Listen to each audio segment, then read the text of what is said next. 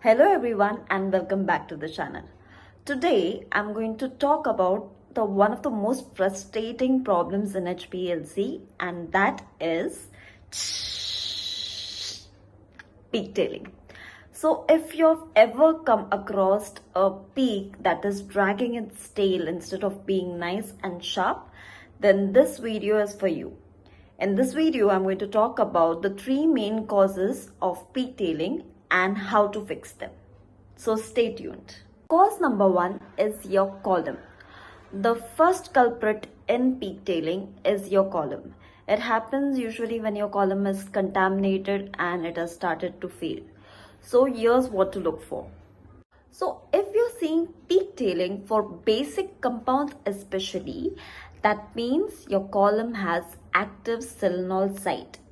Now these active selenol sites are negatively charged and they interact with your positively charged analyte that could likely cause asymmetric P shape.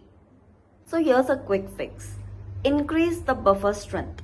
So if you're using a 5 millimolar concentration, increase it to 10 millimolar concentration. So what will happen is the ions in the mobile phase will compete for those active site and the problem should be solved. And the long-term solution for this is you need to replace your column. If you analyze dirty samples on those columns and there is more than 1000 injections, then it is time to replace the column. Now remember, for acidic compounds, if your pH is too high, they'll be ionized and they won't interact with your stationary phase. And for basic compound, the opposite is true. Now the second cause can be your mobile phase pH. Now this is a sneaky one. Even a minute change in your pH can have big impact. Now here's the fix. Always make sure that your mobile phase pH is at least 2 units away from your compound's pKa. Now for example, if your compound's pKa is 9, then make your mobile phase pH 7, that is 2 units away. Now the third cause that people often overlook is the extra column volume, that is between the injector and the detector. Now if you're using long tubing or incorrectly sized injection loop, then you're creating this mixing zones where your nice sharp peak will get dispersed. So the fix is straightforward. Use the shortest and narrowest tubing possible and keep your connections tight, and also minimize using union or connectors. Also check your injection volume. Make sure that you're not overloading your column and keep your injection volume under 10 ml for narrow bore columns. So before we wrap up, here are the 3 quick checks that you should always do when troubleshooting peak tailing. So check 1 is checking your flow rate.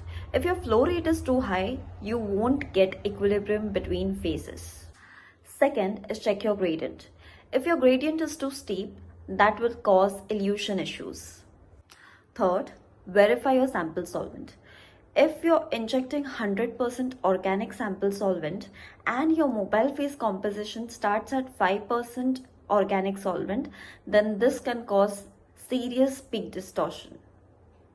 In most cases, peak tailing comes down to chemistry. That is the interaction between your analyte, the stationary phase, and your mobile phase. Understanding these fundamentals will save you a lot of time of troubleshooting. And that's it for today. If you found this video helpful, do give it a thumbs up. And if you have any doubts regarding peak tailing, do drop it in the comment section. And subscribe and stay tuned for more analytical content. Thank you.